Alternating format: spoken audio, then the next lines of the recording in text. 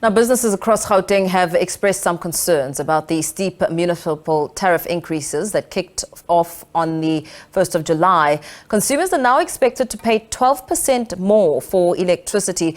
That's despite the pressing economic challenges that many residents are grappling with.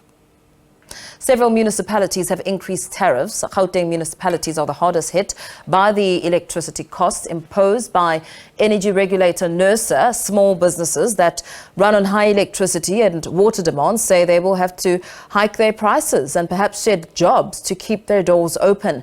Other businesses like car dealerships are also worried about how their profit margins will be impacted in communities, especially townships, where many have been struggling to pay municipal services or simply cannot afford to pay more pressure awaits.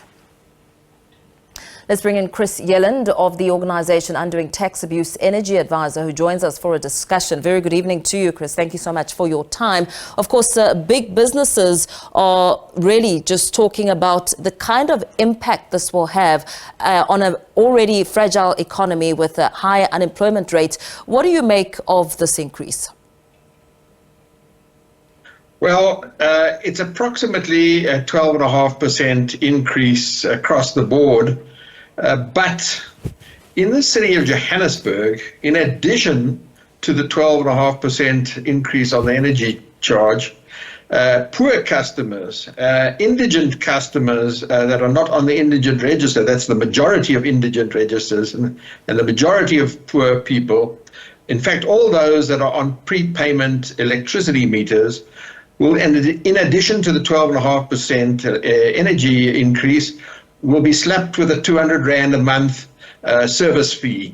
And that is, even if they use no electricity, they will be hit with this 200 Rand a month.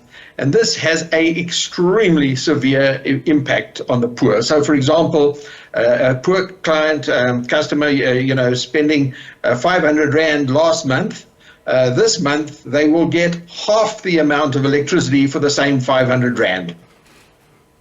And what the City Power has said about that is that the previous prepaid structure was not designed to charge customers, and this now has proven to be unsustainable. How does that work on City Power's end compared to previous years? Well, they say it's unsustainable, but I don't see how you can get blood out of a stone. To charge indigent people and poor people on prepayment electricity meters, and you must understand that the vast majority of people on prepayment meters are the poor and indigent, people in townships, people in shacks. And to get them to pay an extra 200 Rand a month on electricity is simply not possible. I think it's counterproductive.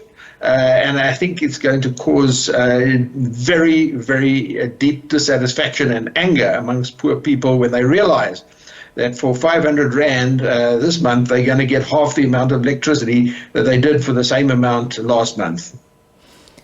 Perhaps let's talk a little bit about how we got to this figure, despite a lot of, I know the Ratepayers Association was saying that it should be put on hold, because looking at the timing, that this increase will not just affect the poor, it will also affect the middle class who are struggling and battling to put food on the table.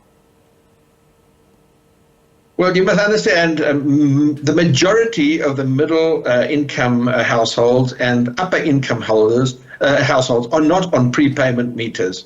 They've always been paying this service fee or this capacity charge, as it's known. But poor people in the past have never paid this capacity fee, and they are now being hit with this 200 Rand a month fee. Now, how did they get to this? To be honest, I don't know, because the public participation process in respect of this 200 Rand fee has not been done.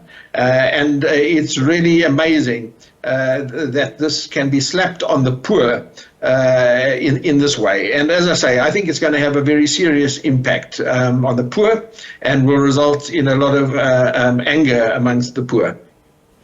What can we attribute this to, as if we have to look at the reasons around this? Because, I mean, I learned in one instance the high cost of diesel was also a big factor for some businesses who are also looking at the questions over this increase.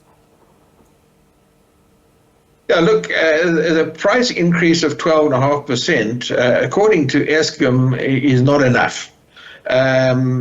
And Eskom have been saying that they should, in order to be cost reflective, those prices have to be much higher.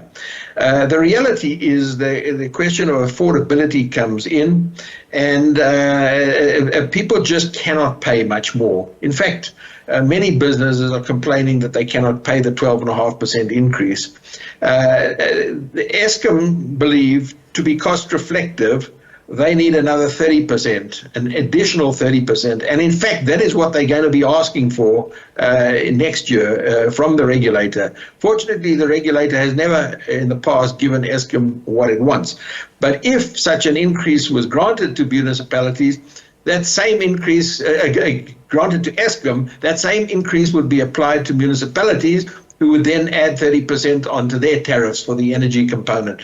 So we are in a situation of spiraling prices. It makes the alternatives, the business case for the alternatives better and better. It means more and more people are going to start looking for alternatives, and that means solar PV and battery energy storage, and that reduces Eskom's demand still further and and forces them to put their prices up again.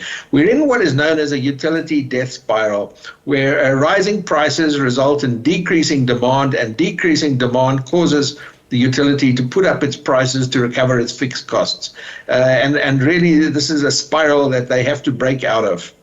As we speak to some solutions and alternatives which will be perhaps much more beneficial for business, what about the residential prepaid customer? Where does this instance leave them?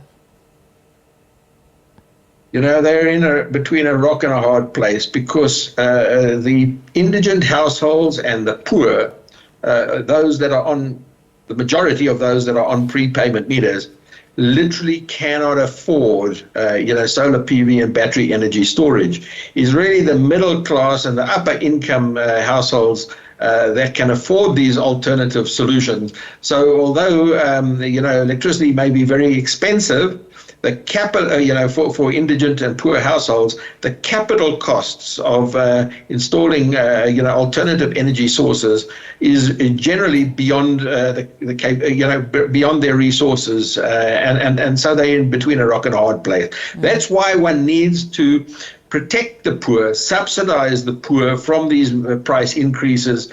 And really, the poor should be cross-subsidized from the more wealthy customers. But at the moment, at City Power at least, they're hitting the poorest of the poor hardest. Very well. Thank you so much for weighing in on this discussion there. Chris Yelland of the organization Undoing Tax Abuse. He's an energy advisor, of course, speaking to the impact of the tariff increases and how they will affect the poorest of the poor and hit them the hardest.